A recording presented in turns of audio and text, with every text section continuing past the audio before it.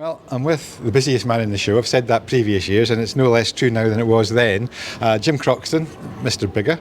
We're about halfway through the second day. You must be delighted because the numbers, the corridors, the hallways were packed yesterday. The buzz was there larger than ever it's been before, so you must be delighted.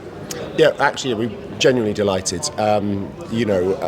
These events are an interesting thing. You've worked in events yourself. You do your best, you put the show on, and you hope people come and enjoy it. And the numbers are fantastic. Our education numbers are record year. We grew our stand space by 7%, which we're thrilled with.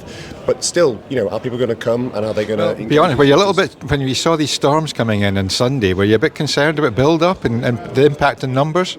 Yeah, I mean, it wouldn't be BTME without some weather. But yeah, I mean, we've had a couple of challenges around that. And actually, Monday, the final build day, was a little bit niggly at times, but we got it all done. Mm-hmm. So what has been the highlight for you this year? I mean, it's always got the familiar buzz, but there'll be things that stand out to you. We've just had a meeting with your new president and your ongoing chairman who talk very, very well. The standard of people you've got on board now is very, very high. You must be delighted with that.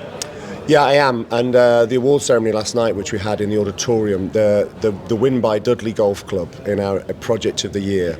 I don't think I've ever seen anybody so excited to have won one of our awards. They were in pieces.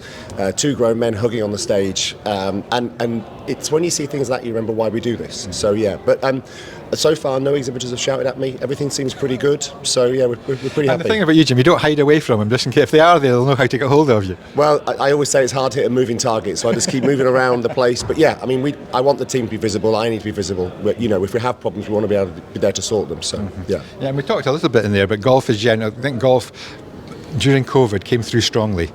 You think, is that momentum continuing, or is it stabling down? I mean, you'll know because you're right at the sharp end. You'll know if there's redundancies at golf clubs, if things are not going quite as well as they were. But to my mind, golf seems to be not a bad place at the moment. No, and it's in a better place than it was pre-pandemic. There's no doubt about that. The greenkeeping teams have grown. Our membership has grown on the back of that. Budgets have grown in the majority of places. One or two of the clubs that were probably teetering on the brink before the pandemic are now being exposed again because they had a free pass. They had a couple of good years, and they're just starting. That poor management is bearing the wrong fruit. But generally speaking, yeah, and that's what's happening in the whole. People have got budget to spend. Mm-hmm. That's fantastic. Well, I won't want to take any more of your time up, so thank you very much again. And we'll no doubt have the same meeting this time next year. But I hope so. Yeah, wonderful, good stuff. Thanks, Jim. Thank you. Thanks, Scott. Cheers. Yeah, good stuff.